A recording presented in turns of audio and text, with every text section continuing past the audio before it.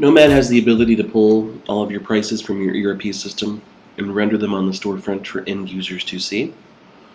On this example here, we have an item that has been pulled out of the ERP system. And this particular user who I'm logged in as is able to buy one of these items for $14 or 25 or more for $11.20 a piece. Just to kind of illustrate this for you, if I pop over to our backend here, Nomad, through our asynchronous integration process, is extrapolating and calculating pricing for that particular customer or customer type and pre-calculating them into an index table. So I can see broken down here different customer records, different customer types, different quantity triggers, and different relevant prices.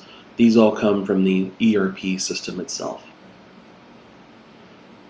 Nomad also has the ability to break down prices on a warehouse level.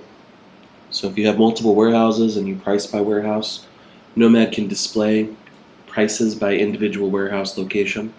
You'll also notice we have the ability to show more than just a singular price record. If you have the concept of levies or invoice prices or post-rebate prices or rebates, Nomad can show those to the user as well.